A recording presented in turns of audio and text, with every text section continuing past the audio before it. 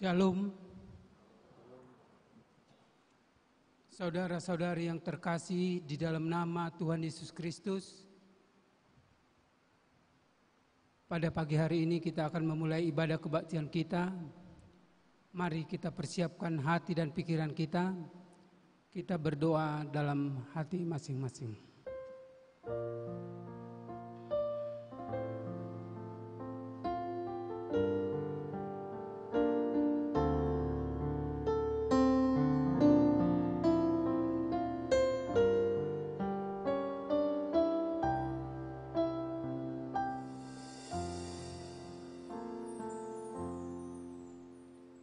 Amin.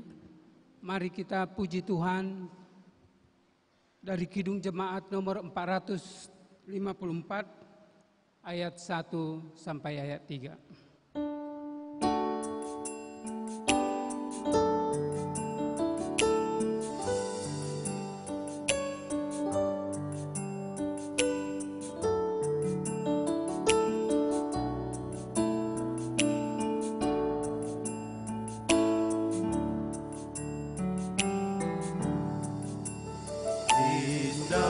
Indahnya saat yang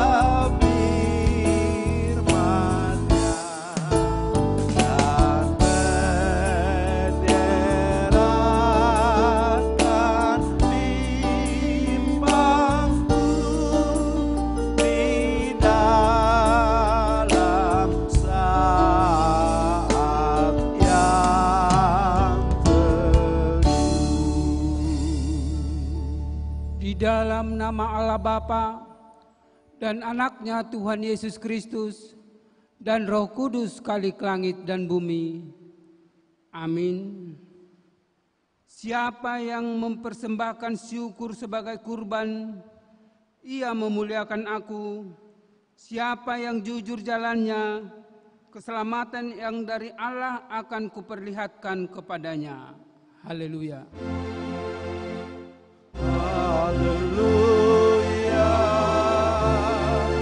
Haleluya.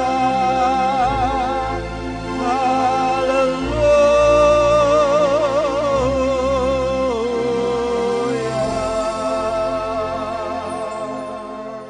Kita berdoa.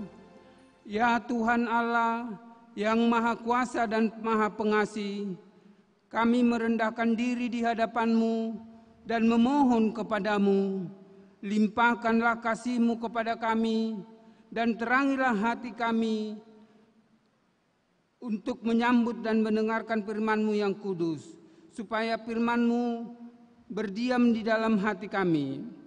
Tolong dan kasihanilah kami untuk melakukan apa yang sesuai dengan kehendak-Mu, agar segenap hidup kami menjadi persembahan yang kudus di hadapan-Mu, di dalam nama Yesus Kristus Tuhan kami.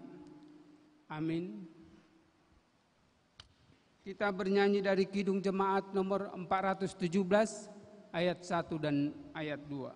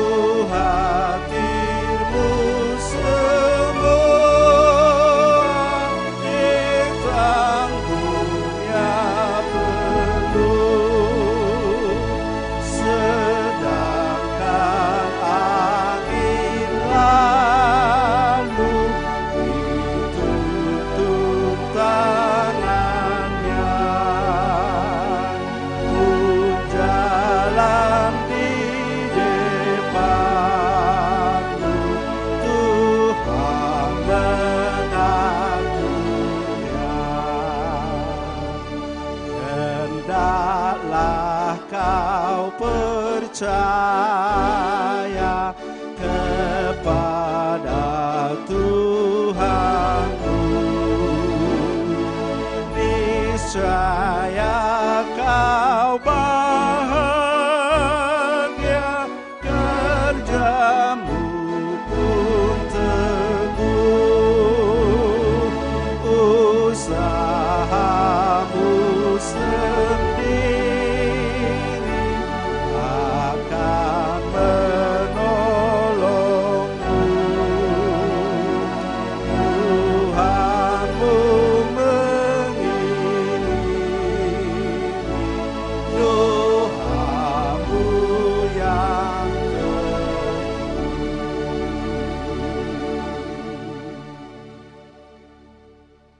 Firman Tuhan sebagai pendahuluan khotbah pada minggu ke-14 setelah Trinitatis diambil dari Matius 15 ayat 1 sampai dengan ayat 9. Marilah kita baca secara bergantian, di ayat terakhir kita baca bersama. Matius 15 ayat 1 sampai ayat 9. Perintah Allah dan adat istiadat Yahudi. Kemudian datanglah beberapa orang Farisi dan ahli Taurat dari Yerusalem kepada Yesus dan berkata, "Mengapa murid-muridmu melanggar adat istiadat nenek moyang kita? Mereka tidak membasuh tangan sebelum makan." Tetapi jawab Yesus kepada mereka, "Mengapa kamu pun melanggar perintah Allah demi adat istiadat nenek moyangmu? Sebab Allah berfirman, 'Hormatilah ayahmu dan ibumu,' dan lagi, siapa yang mengutuki ayahnya atau ibunya pasti dihukum mati. Tetapi kamu berkata, barang siapa berkata kepada bapaknya atau kepada ibunya, apa yang ada padaku yang dapat digunakan untuk pemeliharaanmu sudah digunakan untuk persembahan kepada Allah. Orang itu tidak wajib lagi menghormati bapaknya atau ibunya. Dengan demikian firman Allah kamu nyatakan tidak berlaku demi ada istiadatmu sendiri. Hai orang-orang munafik, benarlah nubuat Yesaya tentang kamu. Bangsa ini memuliakan aku dengan bibirnya, padahal hatinya jauh daripadaku. Kita baca bersama. Percuma mereka beribadah kepadaku, sedangkan ajaran yang mereka ajarkan ialah perintah manusia. Demikian firman Tuhan. Yang berbahagia ialah mereka yang mendengarkan firman Allah, melakukannya serta mengamalkannya. Amin. Kita bernyanyi dari Kidung Jemaat nomor 26 ayat 1 dan ayat 2.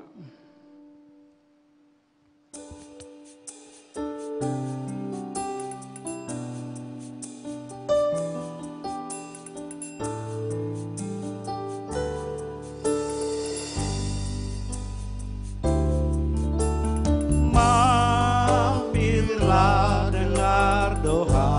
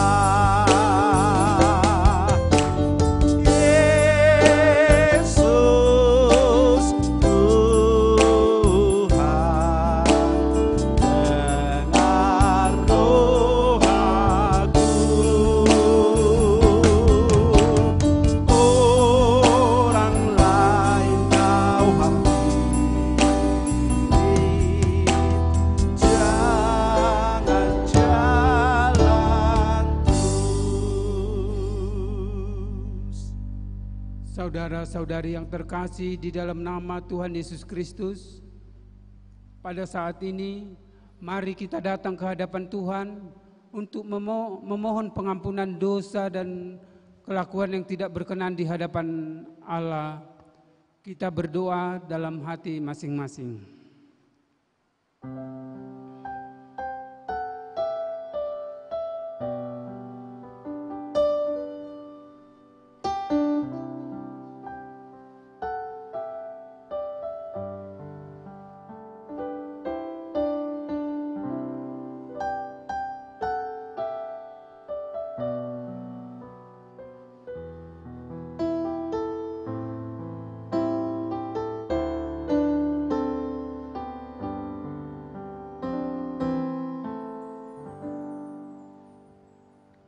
Ya Allah Tuhan kami yang Maha Kudus, Bapa kami di dalam Yesus Kristus, kami bersyukur kepadamu karena setiap kali kami datang bersembah sujud di hadapan-Mu, kami senantiasa menemukan damai sejahtera oleh karena pengasihan kepada kami yang berdosa ini.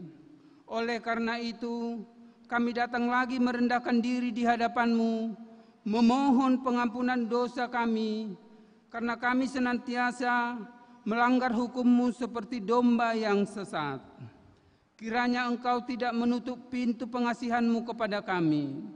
Terimalah kami menjadi anak-anak-Mu, karena Engkau tiada berkenan melihat kematian orang fasik, melainkan menghendaki pertobatannya supaya ia hidup. Ampunilah segala dosa dan pelanggaran kami, oleh karena kasih Yesus Kristus Tuhan kami. Tetaplah kasih sayang-Mu kepada kami, supaya kami merasa bahagia memanggil nama-Mu, sehingga segala perbuatan, kelakuan dan pikiran kami menjadi kemuliaan nama-Mu yang kudus itu. Amin. Janji Tuhan tentang pengampunan dosa. Tetapi Engkau memberati aku dengan dosa-Mu, Engkau menyusahi aku dengan kesalahan-Mu. Akulah dia yang menghapus segala pemberontakan-Mu, oleh karena aku sendiri, dan aku tidak mengingat-ingat dosa-Mu. Dengarkanlah aku, hai kamu yang mengejar apa yang benar, hai kamu yang mencari Tuhan. Pandanglah gunung batu yang daripadanya kamu terpahat, dan kepada lubang penggalian batu yang daripadanya kamu tergali. Segala kemuliaan bagi Allah di tempat yang maha tinggi. Amin. Kita bernyanyi dari Kidung Jemaat nomor 369A ayat 1-3.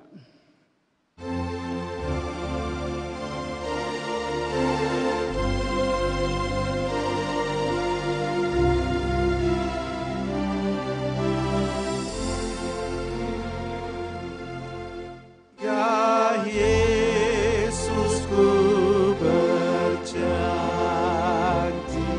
setia padamu. Ku pinta kau selalu dekat, ya Tuhanku. Di kancah pergumulan, jalanku tak sesat, karena Engkau temanku, pemimpin terdekat. Ya Yesus, kau berjanji kepada umat-Mu, di dalam kemuliaan kau sambut hamba-Mu. Dan aku pun berjanji setia padamu. Berikanlah karunia menghidupku teguh.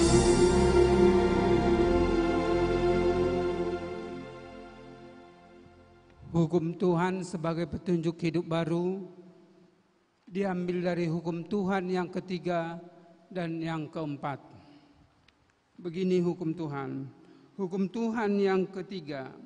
Jangan menyebut nama Tuhan Allahmu dengan sembarangan, sebab Tuhan akan memandang bersalah orang yang menyebut namanya dengan sembarangan. Hukum Tuhan yang keempat. Ingat dan kuduskanlah hari Sabat. 6 hari lamanya engkau akan bekerja dan melakukan segala pekerjaanmu. Tetapi hari ke-7 adalah hari Sabat Tuhan Allahmu. Maka jangan melakukan sesuatu pekerjaan, engkau atau anakmu laki-laki, atau anakmu perempuan, atau hambamu laki-laki, atau hambamu perempuan, atau hewanmu, atau orang asing yang berada di tempat kediamanmu. Sebab 6 hari lamanya Tuhan menjadikan langit dan bumi, laut dan segala isinya, dan ia berhenti pada hari ketujuh. Itulah sebabnya Tuhan memberkati hari Sabat dan menguduskannya. Demikian hukum Tuhan. Marilah kita sama-sama memohon kekuatan dari Tuhan. Ya Allah Bapa kami, berikanlah kami kekuatan untuk melakukan yang sesuai dengan hukum-Mu. Amin. Kita bernyanyi dari Kidung Jemaat nomor 364 ayat 1 dan ayat 2.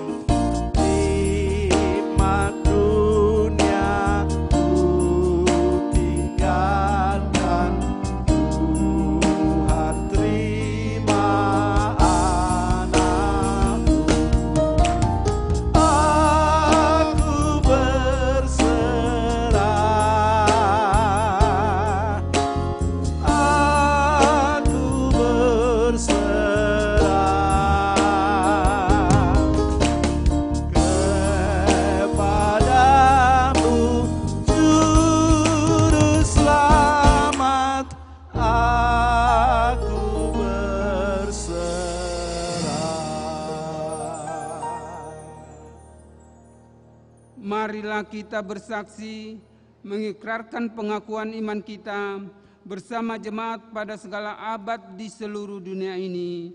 Kita ucapkan bersama. Aku percaya kepada Allah Bapa yang Maha Kuasa, Khalik langit dan bumi. Aku percaya kepada Yesus Kristus, Anaknya yang tunggal Tuhan kita, yang dikandung daripada Roh Kudus, lahir dari anak darah Maria, yang menderita di bawah pemerintahan Pontius Pilatus, disalibkan, mati dan dikuburkan, turun ke dalam kerajaan maut, pada hari ketiga bangkit pula dari antara orang mati, naik ke surga, duduk di sebelah kanan Allah Bapa yang Maha Kuasa, dan akan datang dari sana untuk menghakimi orang yang hidup dan yang mati. Aku percaya kepada Roh Kudus, gereja yang kudus dan am, persekutuan orang kudus, pengampunan dosa, kebangkitan daging, dan hidup yang kekal. Amin. Untuk menyambut firman Tuhan, kita bernyanyi dari Kidung Jemaat nomor 53 ayat 1 dan ayat 2.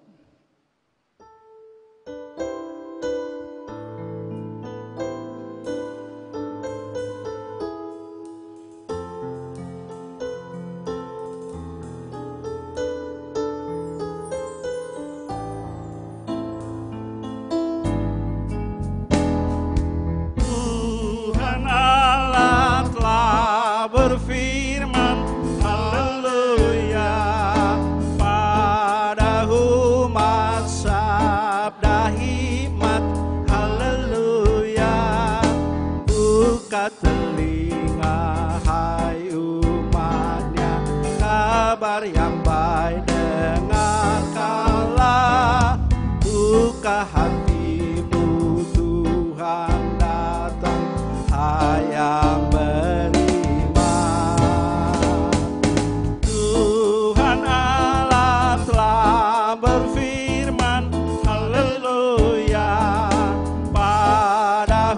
umat sabda hikmat.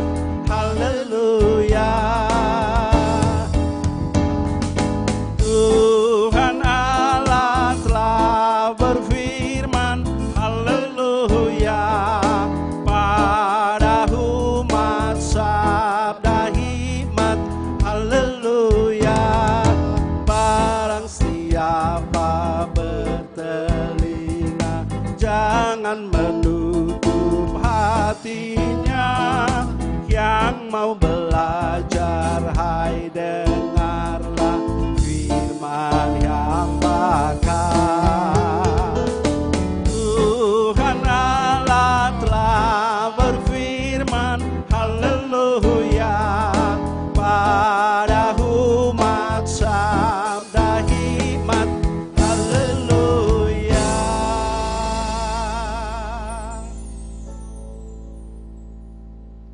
Di saat yang indah ini Tuhan, kami akan mendengarkan firman-Mu. Kami meyakini firman-Mu berkuasa. Kiranya kuasa firman menguasai segenap kehidupan kami. Di dalam Kristus Yesus. Amin. Shalom untuk kita semua. Baik kita yang berada di luar gedung gereja, di atas, dan di dalam ruangan ini, kita akan mendengarkan firman Tuhan. Apa yang tertulis dalam kitab Ulangan pasal yang keempat, ayat yang pertama dan kedua, dilanjutkan ayat yang ke-6 dan hingga ayat yang ke-9. Demikian firman Tuhan. Maka sekarang, hai orang Israel, dengarlah ketetapan dan peraturan yang kuajarkan kepadamu untuk dilakukan, supaya kamu hidup dan memasuki serta menduduki negeri yang diberikan kepadamu oleh Tuhan Allah nenek moyangmu. Janganlah kamu mengambil apa yang kuperintahkan kepadamu, dan janganlah kamu menguranginya. Dengan demikian kamu berpegang pada perintah Tuhan Allahmu yang kusampaikan kepadamu. Lakukanlah itu dengan setia, sebab itulah yang akan menjadi kebijaksanaanmu dan akal budimu di mata bangsa-bangsa yang pada waktu mendengar segala ketetapan ini akan berkata, memang bangsa yang besar ini adalah umat yang bijaksana dan berakal budi. Sebab bangsa besar manakah yang mempunyai Allah yang demikian dekat kepadanya seperti Tuhan Allah kita setiap kali kita memanggil kepadanya.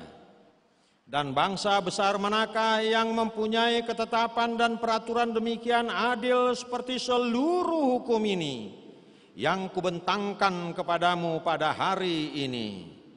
Tetapi waspadalah dan berhati-hatilah, supaya jangan engkau melupakan hal-hal yang dilihat oleh matamu sendiri, dan supaya jangan semua itu hilang dari ingatanmu seumur hidupmu. Beritahukanlah kepada anak-anakmu dan kepada cucu cicitmu semuanya itu. Demikian firman Tuhan. Bapak, Ibu, dan saudara-saudara yang dikasihi oleh Tuhan kita Yesus Kristus. Membaca firman ini, saya ingat akan pengalaman nyata.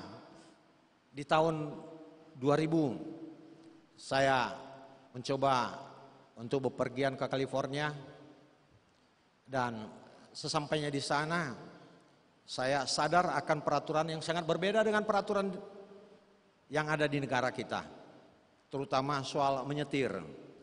Saya harus segera belajar untuk boleh menyetir dengan setir kanan. Bapak, Ibu, dan saudara-saudara yang dikasihi oleh Tuhan kita Yesus Kristus. Nah, ini juga yang harus terjadi di dalam kehidupan umat Israel. Ketika mereka akan memasuki negeri yang telah dijanjikan oleh Tuhan, maka mereka dipersiapkan dengan aturan dan peraturan. Supaya apa? Supaya mereka hidup dan dapat menjalani kehidupan di tanah yang telah dijanjikan oleh Tuhan. Nah, ini jelas. Lalu ketemu kasus. Saya membutuhkan drive license SIM, dan itu harus saya urus. Bagaimana cara mengurusnya? Saya harus memiliki SS, ya, surat Social Security yang terdiri dari 9 digit. Saya harus pergi ke Chicago. Oleh teman yang baik hati, dia kemudian mendampingi saya. Sesampainya di sana, coba mengurus dengan proses yang tidak terlalu lama, luar biasa. Lalu ya Social Security saya bisa keluar. Saking senangnya, saudara-saudara yang dikasihi oleh Tuhan kita Yesus Kristus, saya membayar apa yang harus dibayar. Dan lebih dari pembayaran ini ada beberapa dolar, saya mengatakan this is for you. Lalu pegawai mengatakan sesuatu yang sangat mengejutkan. What? Dia katakan dengan kemarahan yang luar biasa. Teman saya mengatakan, ayamang, Leon songot tip tunasida, dang daksi leoni, daksi leanon, ya itu enggak boleh diberikan, jangan berikan. Lalu dia mengatakan I'm sorry, dia katakan maaf, ini ya tidak mengetahui tentang itu. Dia ambil uang itu, kami pergi. Persoalan selesai. Apa yang mau dikatakan di situ? Ketika kita menghadapi masalah, kata maaf ini menjadi sangat penting di dalam kehidupan ini. Nah, dalam umat Israel juga, saya yakin dan percaya mereka juga pasti pernah melakukan kesalahan. Dan mereka juga harus minta maaf kepada Tuhan. Cara meminta maaf, ia menyesali dosa-dosa yang mereka lakukan dan kembali kepada Tuhan. Ini tata krama yang harus dilakukan. Nah, oleh sebab itu, tindakan preventif dilakukan oleh Tuhan melalui hambanya Musa, mempersiapkan umat Israel dengan sejumlah peraturan untuk boleh dituruti, dimiliki, ditaati oleh umat Israel. Ada berapa kira-kira peraturan yang harus ditaati? Kalau kita search di Google, peraturan di dalam kehidupan umat Israel ada berapa? Itu sekitar 613 katanya. Wah, 613, banyak nggak itu? Wah, banyak sekali, luar biasa ya. Karena banyaknya ya mungkin nggak perlulah harus 160, 13 peraturan ya pengampunan dosa ini dan sebagainya. Cukup 10, ya 10 ya. Kita tahu ya, the 10 commandment ya, ada satita. Dari yang 10 ini bisa nggak diterapkan oleh manusia untuk ditaati dengan setia dalam kehidupan sehari-hari? Kira-kira bisa nggak? Dan sebagai orang muda, mana yang paling sering dilanggar, apalagi ya anak-anak SMA katakan atau SMP. Saya katakan yang sering itu ya dilanggar itu peraturan ataupun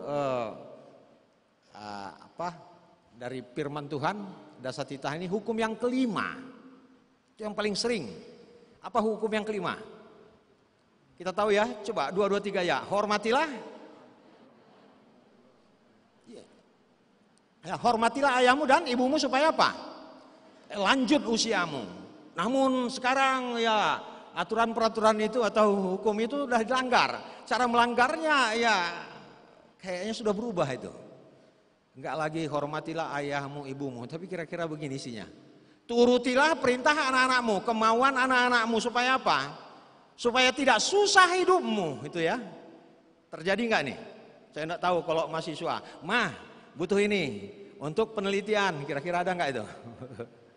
Ya, untuk ini dan itu. Nah, ini bukan menuruti apa yang harus dikatakan orang tua, tapi coba membuat semacam pola yang berbeda, ya, supaya orang tua mengikuti kemauan kita. Ini boleh dikatakan pelanggaran yang luar biasa. Nah, Bapak, Ibu dan saudara-saudara yang dikasihi oleh Tuhan kita Yesus Kristus, dari 10 ini juga kayaknya terlalu berat ya, terlalu susah. Cukup kedatangan Tuhan, tidak perlu 10. Hanya berapa? Hanya 2. 2 ini juga terkait dengan satu kata kasih. Apa yang 2 ini? Kalau kita baca dalam Matius pasal 22 ya, mulai dari ayat 37 sampai 40 atau 44. Ya, hanya 2 hal yang menjadi fokus di situ. Apa dikatakan? Kasihilah Tuhan Allahmu dan kasihilah sesama manusia. Hanya 2 dan terikat dalam satu kata kasih. Apakah ini mungkin dilakukan oleh umat manusia? Mungkin dan sangat-sangat mungkin. Tetapi apakah ini rentan juga untuk diabaikan atau dilanggar? Ya sangat rentan. Bapak, Ibu, dan saudara-saudara yang dikasihi oleh Tuhan kita Yesus Kristus, dalam bacaan kita dikatakan, maka sekarang hai orang Israel, dengarlah ketetapan dan peraturan yang kuajarkan kepadamu. Didengar dan kemudian itu apa? Supaya dimiliki, diterapkan di dalam kehidupannya dengan apa? Dengan kesetiaan. Dengan kesetiaan.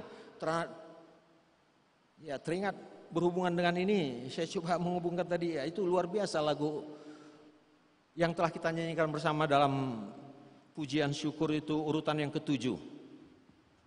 Kidung Jemaat 369A. Ya Yesusku berjanji. Nah, janji ini juga kalau sepihak nggak boleh ya. Nggak boleh. Kalau kita hanya berjanjian kepada Tuhan itu kayaknya, tapi Tuhan juga harus berjanji kepada kita. Dan ternyata memang itu terlihat dalam syair lagu ini, bait yang ketiga. Apa di sana dikatakan? Ya Yesus, kau berjanji kepada umatmu, di dalam kemuliaan kau sambut hambamu. Dan aku pun kita yang menyanyikan ini berjanji setia kepadamu, berikanlah karunia mengikutimu teguh. Ya. Tuhan berjanji akan mendampingi kita. Memang benar apa yang dikatakan oleh Yesus. Hai kamu yang letih dan lesu dan berbeban berat, datanglah kepadaku, aku akan memberi kelegaan kepadamu. Ya. Ketika Tuhan juga berjanji kepada kita, kita juga harus menyatakan janji kita kepada Tuhan, menyatakan kesetiaan kita kepada Tuhan. Ini menjadi sangat penting, sebab Bapak, Tuhan juga mengetahui apa yang kita lakukan di dalam kehidupan ini. Tuhan mengetahui setiap langkah dan perbuatan yang kita lakukan. Nah, oleh sebab itu, ya ketika kita mengetahui, menyadari apa yang harus kita lakukan, katakan aja kepada Tuhan kalau kita memang berbuat salah dan dosa.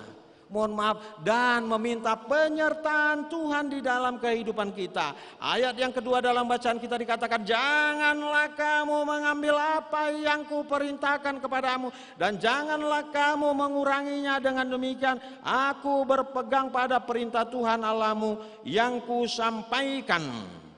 Ini yang saya katakan, Tuhan mengetahui, Tuhan melihat, jangan coba-coba dikurangi, jangan coba-coba dilanggar. Jangan coba-coba dilakukan. Firman Tuhan itu hanya untuk menyenangkan diri dan kepribadian dia. Ya, menjadi bijaksana ya. Lalu dikatakan juga, kalau dilihat kita sambung itu apa yang dikatakan pada ayat yang ketiga ya. Dalam bacaan ini kemudian terputus ya. Nah ini saya bacakan kepada kita, begitu menarik. Matamu sendiri telah melihat apa yang diperbuat Tuhan. Mata umat Israel sendiri dikatakan Tuhan. Kamu sendiri tahu. Ini diungkapkan oleh Musa kepada mereka, disadarkan, membangun kesadaran. Kamu sendiri sudah tahu apa yang dilakukan, kamu lakukan, Tuhan tahu itu semuanya. Lalu dikatakan juga untuk selanjutnya pada ayat yang ketiga, matamu sendiri telah melihat apa yang diperbuat Tuhan mengenai Baal Peor, sebab Tuhan Allahmu telah memunahkan dari tengah-tengah semua orang yang mengikuti Baal Peor. Ada kecenderungan umat Israel ini, iya, sepertinya ketika Tuhan itu menguntungkan, dituruti. Ketika tidak, apa yang dilakukan? Ditinggalkan, dilupakan. Penyakit lupa ini juga terjadi dalam kehidupan umat manusia ya. Saya pernah mendengar khotbah dari pendeta GKP juga mengatakan, coba membuat definisi lupa. Kalau kita sebagai mahasiswa, kira-kira kalau kita katakan apa kira-kira definisi lupa? Saudara-saudara, lupa itu apa? Tidak ingat ya, betul ya? Tidak ingat berarti lupa. Paling balik-balik ke situ ya.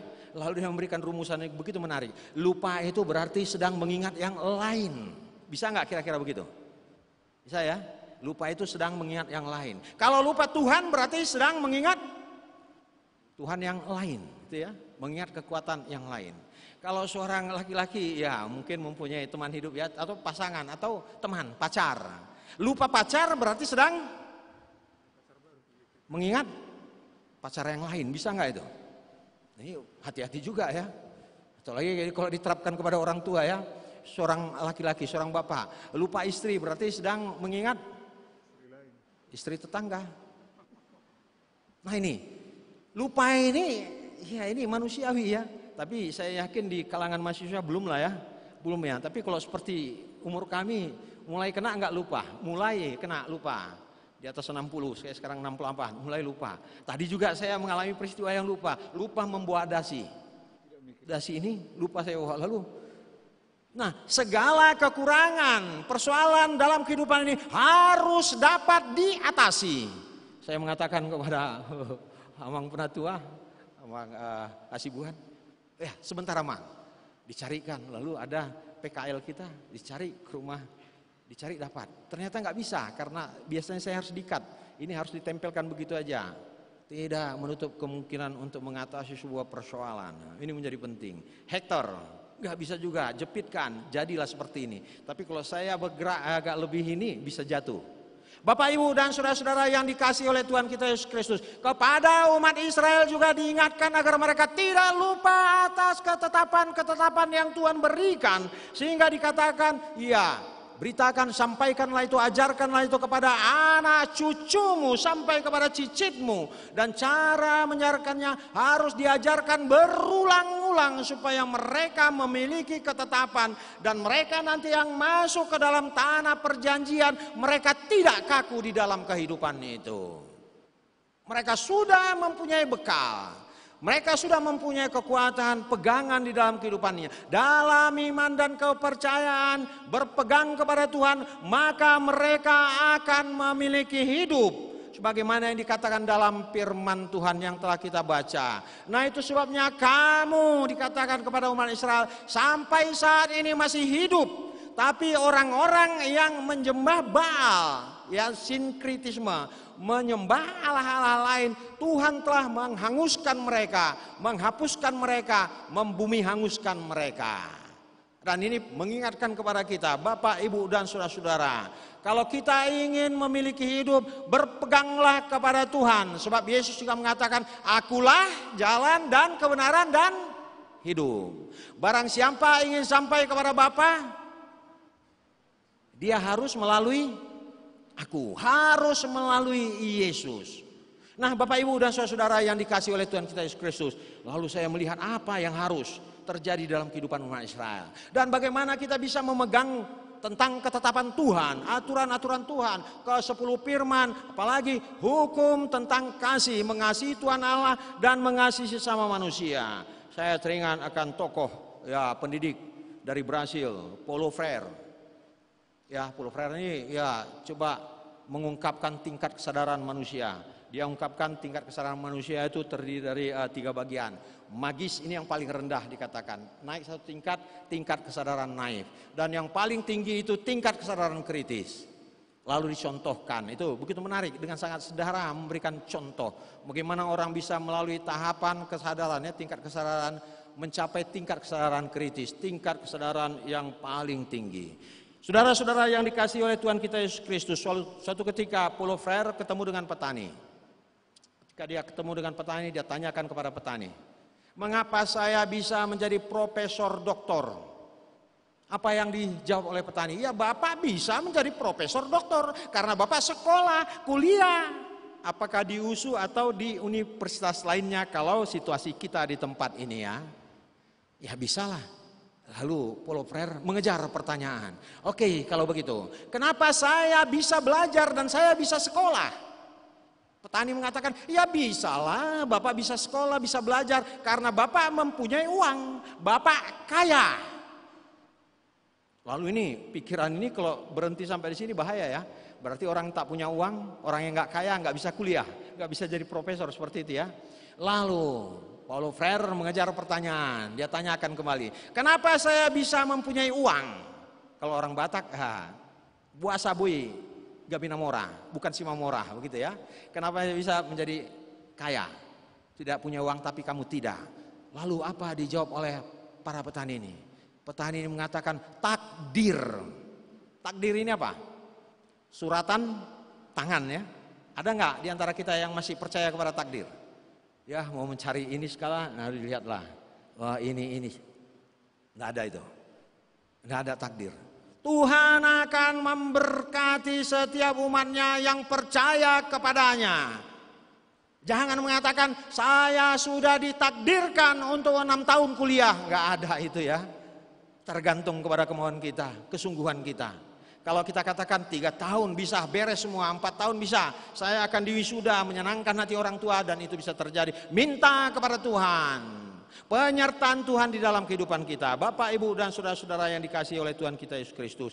Ya, inilah tingkat kesadaran yang paling kritis. Nah, saya pikir kalau orang yang mengatakan takdir, artinya nggak ada lagi yang bisa dilakukan. Kalau seperti ini cukup lah ya, korek aja lubang 1 kali 2. Setelah dikorek untuk apa? Masuk aja ke dalam, karena nggak bisa berbuat apa-apa lagi. Saudara-saudara yang dikasihi oleh Tuhan kita Yesus Kristus, lalu masuk ke tingkat kesadaran yang kedua. Tadi magis ya, kedua naif. Naif ini kira-kira contohnya beginilah. Ada persoalan, dia berusaha untuk menyelesaikan. Bila perlu dia sikut temannya. Nggak peduli, yang penting aku unggul. Nah, ini dia. Kita lihat terjadi nggak ini? Kalau kita lihat di sana lebih menguntungkan, dia akan kejar ke sana. Ini konsep pikiran manusia yang oportunis ya. Ya, kalau ini nggak menguntungkan dia tinggalkan. Sana lebih menguntungkan, pergi ke sana. Lebih enak itu ya. Nah, ini dia. Tapi ini sudah lebih baik dari yang pertama. Yang pertama magis, nggak dapat buat apa-apa. Hanya percaya kepada takdir. Yang kedua masih berusaha. Namun apa yang dilaksanakan ini juga bisa menyusahkan orang lain. Ini juga tidak terlalu baik. Tidak. Bapak, Ibu, dan saudara-saudara yang dikasihi oleh Tuhan kita Yesus Kristus. Nanti kita lihat kita masuk dalam tingkat kesadaran yang mana. Lalu tingkat kesadaran yang ketiga, tingkat kesadaran kritis. Tingkat kesadaran kritis ini kira-kira mengatakan begini. Mengatasi persoalan tanpa masalah. Mengatasi masalah tanpa masalah. Kita pernah dengar itu? Di lingkup kita banyak itu ya. Situasi kehidupan kita. Ada nggak dengar statement mengatasi masalah tanpa masalah? Pernah?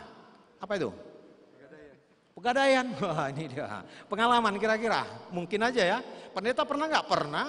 Kenapa tidak? Jujur aja waktu di Jogja. Tak ada lagi yang mau dilakukan. Uang tak ada. Istri kuliah, saya kuliah, anak-anak 2 sekolah. Terpaksa. Ya, biasanya kalau pendeta ada ini ya. Atau semua orang yang menikah ya. Ini kemudian disekolahkan. Itu dia ya. Ada nggak kalian yang pernah menyekolahkan itu juga? Apalagi saya lihat sini beredar luar biasa. Banyaknya sekitar Padang Bulan ini. Ternyata disekolahkan enggak tamat-tamat, enggak kembali-kembali, lenyaplah. Pengalaman. Bapak, Ibu, dan saudara-saudara, tapi tingkat kesadaran kritis yang benar-benar mengatasi masalah tanpa masalah. Dan juga pikiran-pikiran lain yang terbaik dari dalamnya mengatasi masalah untuk sebuah kebaikan yang harus dimiliki, yang akan dimiliki. Itu dia ya. Mengatasi masalah tanpa masalah. Ya. Berani melakukan perubahan untuk sebuah kebaikan.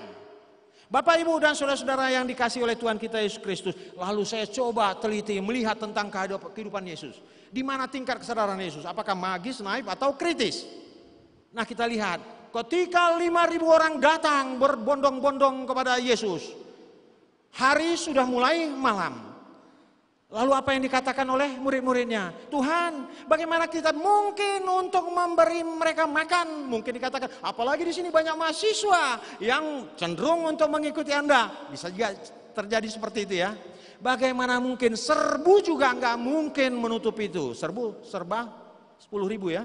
Kalau serba 10.000 untuk 5.000 orang, berapa yang harus dipenuhi dana? Sekitar 50 juta, seperti itu. Dari mana uang sebesar ini?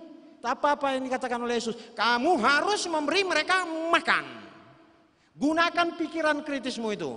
Gunakan apa yang ada pikiran dalam dirimu untuk menyelesaikan persoalan. Persoalan harus diselesaikan. Apakah para murid tinggal diam? Tidak. Coba menyebar, melihat kehidupan orang-orang banyak. Dan ternyata anak kecil datang. Membawa makanan yang ada padanya. Apa yang dibawakan? 5 roti dan 2 ikan. Nah, ini kadang-kadang bisa juga salah-salah orang mengkhotbahkan ini. Tuhan Yesus begitu luar biasa memberikan makan ya, yang sebenarnya 5.000 ya. Orang dengan apa? 5 roti dan 2 ikan. Lalu salah mengatakan Tuhan Yesus memberi makan 5.000 orang dengan apa? 5.000 ya, roti dan 2.000 ikan. Wah. Kalau itu jumlahnya, makan ke orang semua? Kenyang enggak? Kenyang. Ini mujizat juga, mujizat. Tapi yang benar dengan hal yang sangat sederhana disampaikan kepada Tuhan. Tuhan, ini yang ada pada kami dengan kejujuran dan ketulusan.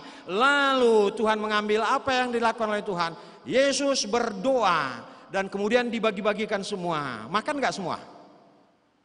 Sisa nggak? Nah, sisa luar biasa ya. Bapak, Ibu, dan saudara-saudara yang dikasihi oleh Tuhan kita Yesus Kristus ya. Yesus memiliki pemikiran kritis di dalam kehidupannya. Ini suatu yang luar biasa. Lalu cerita Paulo Freire tadi gimana? Terhadap mahasiswa petani yang mengatakan, ya nggak ada lagi jalan kehidupan karena kami sudah mengatakan itu takdir. Bapak, Ibu, dan saudara-saudara yang dikasihi oleh Tuhan kita Yesus Kristus, Paulo Freire memanggil petani. Dia tanyakan kepada petani, berapa anakmu? 5. Coba pilih dari yang 5 ini 1, sekolahkan. 4 lagi kerja dengan 2 orang tua, bapak dan ibu. Berapa orang? 6 orang kerja. Kerja keras untuk memenuhi dana pendidikan 1 anak yang disekolahkan. Kira-kira seorang anak ini bisa nggak menjadi profesor doktor? Bisa nggak kira-kira? Ya kenapa tidak? Yang unggul tampilkan, yang lain bekerja untuk memberikan dana. Dia panggil lagi yang lain, berapa anak? 4. Pilih 1, sekolahkan. Lalu 3 lagi bersama dengan orang tuanya, 5 orang bekerja keras mencari dana. Lalu bisa nggak mereka menghasilkan profesor dari tengah-tengah keluarga mereka? Bapak, Ibu, dan saudara-saudara yang dikasihi oleh Tuhan kita Yesus Kristus, terhadap kita semua, terutama yang hadir dalam ibadah ini, mayoritas adalah mahasiswa. Mungkin nggak di antara kita ini akan ada yang menjadi profesor doktor? Gimana kira-kira? Wah, yang depan nunduk. Kenapa tidak? Kenapa tidak ya? Itu sangat dimungkinkan ketika kita mampu meningkatkan tingkat kesadaran kita sampai tingkat kesadaran kritis. Sekalipun kita menemukan berbagai persoalan, tapi dalam persoalan itu kita meminta tuntunan dari Tuhan, yakin dan percaya Tuhan akan memampukan kita mengatasi berbagai persoalan. Nah, soal itu saya pikir yang paling penting juga dalam kehidupan umat Israel adalah memiliki tingkat kesadaran kritis. Sehingga ketika mereka memiliki tingkat kesadaran kritis, lalu menyerahkannya kepada Tuhan, sebagaimana Yesus juga menghadapkan dihadapi dengan persoalan. Dengan 5 roti dan 2 ikan, dia menyampaikan kepada bapaknya, ya Bapa, hanya ini yang kami miliki, tapi ini harus bisa mengenyangkan 5.000 orang. Maka terjadilah mujizat yang begitu besar di dalam kehidupan mereka. Lalu saya juga melihat apa yang dilakukan oleh Yesus. Bapak, Ibu, dan saudara-saudara yang dikasihi oleh Tuhan kita Yesus Kristus. Sekalipun ini bias gender, kita pernah dengar cerita ya, bahwa tokoh-tokoh agama datang kepada Yesus, membawa seorang perempuan. Lalu apa yang dikatakan kepada Yesus? Tuhan, kami menemukan ini. Dia telah melakukan perbuatan maksiat, zina begitu ya. Sesuai dengan hukum Yahudi harus diapakan dia? Dilempari dengan batu.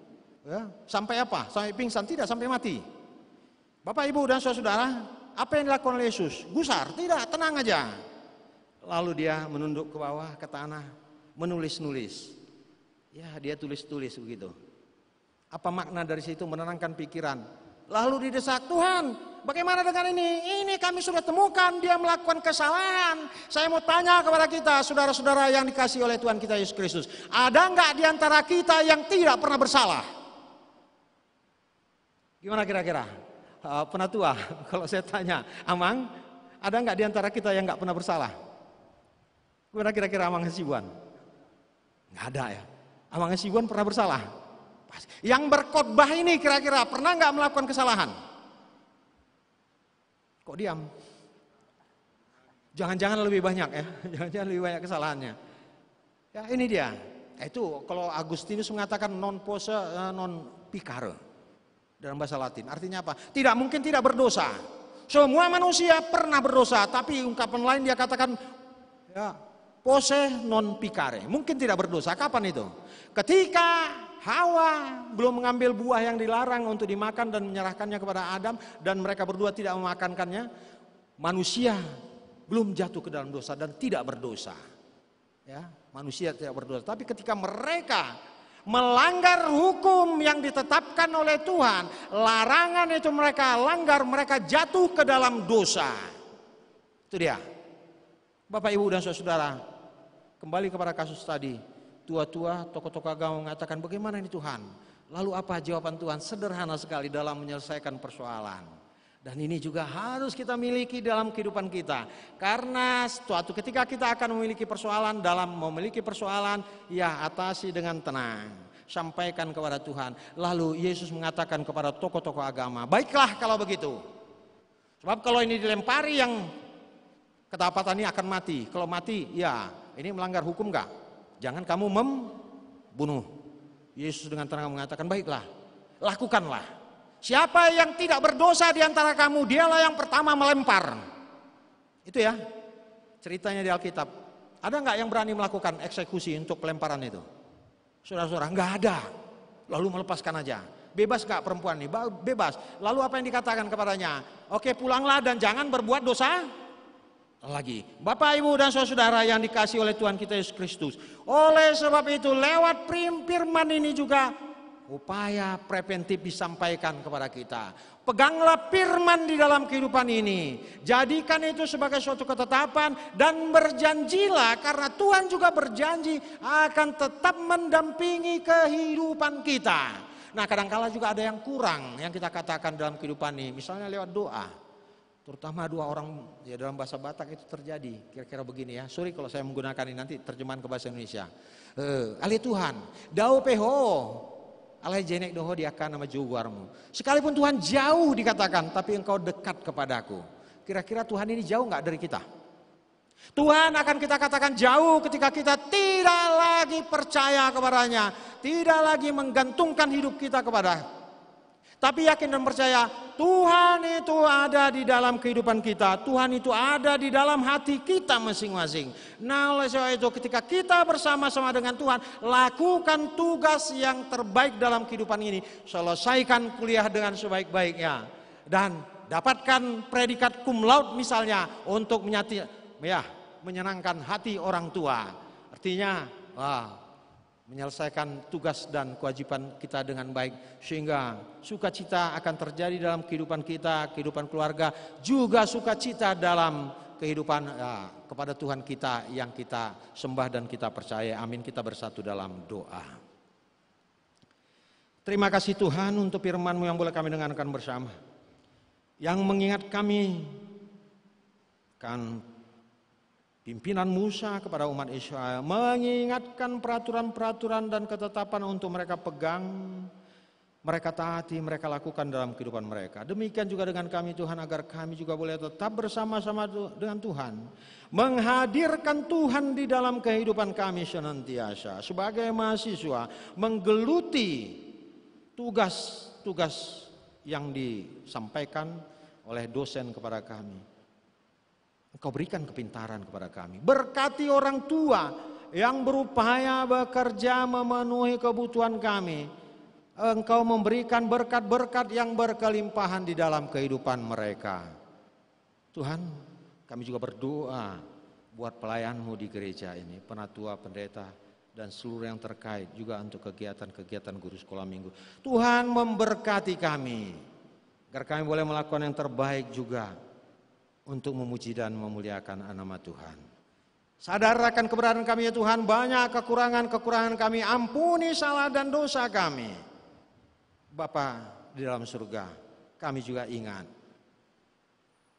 bahwa hari ini puncak perayaan ulang tahun GKP dilangsungkan di Siantar.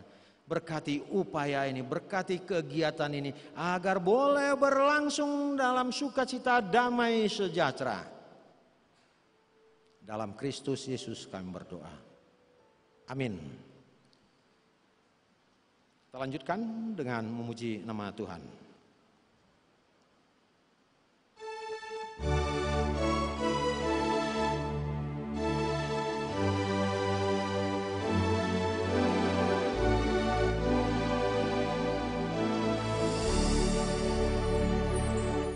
Ya Tuhan, bimbing aku di jalanku, sehingga ku selalu bersamamu.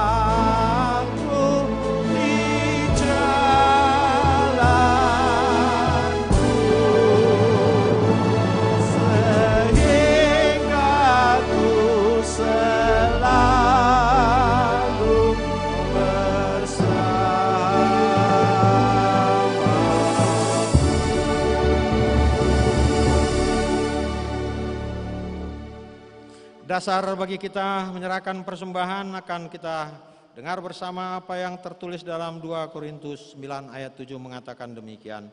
Hendaklah masing-masing memberikan menurut kerelaan hatinya, jangan dengan sedih hati atau karena paksaan, sebab Allah mengasihi orang yang memberi dengan sukacita. Amin.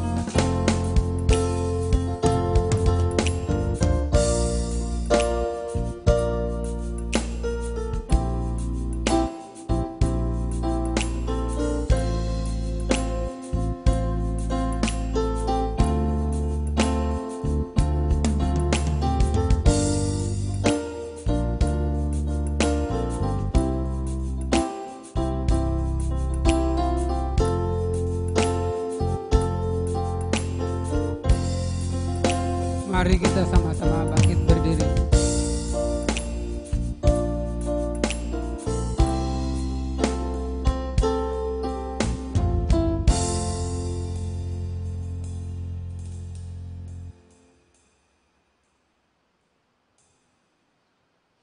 Kita menyerahkan persembahan kita kepada Tuhan, kita bersekutu di dalam doa.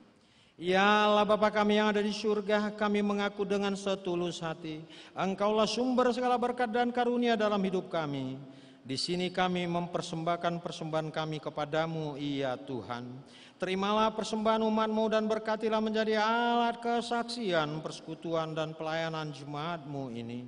Jadikanlah hidup kami persembahan yang berkenan kepadamu, dan pakailah hidup kami untuk turut menghadirkan tanda-tanda kerajaan-Mu, kasih, keadilan, damai sejahtera, dan sukacita. Bukalah hati kami oleh Roh-Mu yang kudus, agar kami senantiasa mengucapkan syukur kepadamu, di dalam nama Yesus Kristus Tuhan kami. Amin.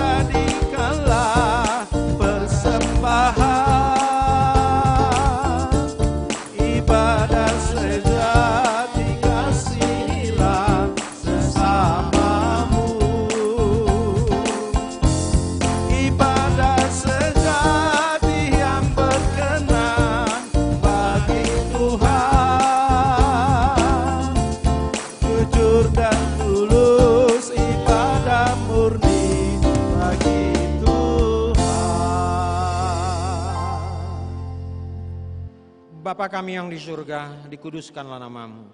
Datanglah kerajaan-Mu, jadilah kehendak-Mu di bumi seperti di surga.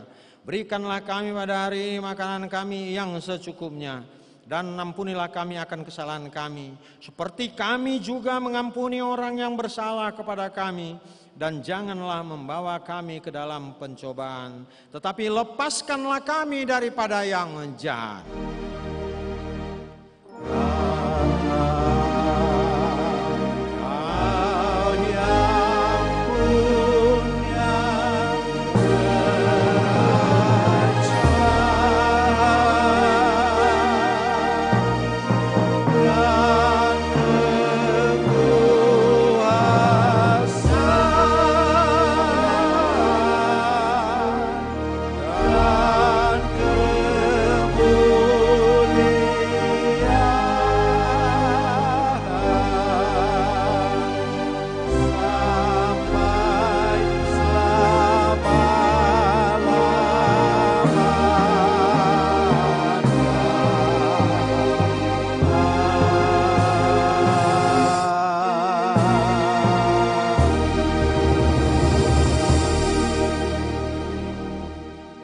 Saudara-saudara yang dikasihi oleh Tuhan kita Yesus Kristus, pulanglah dengan damai dan sejahtera dan terimalah berkat Tuhan.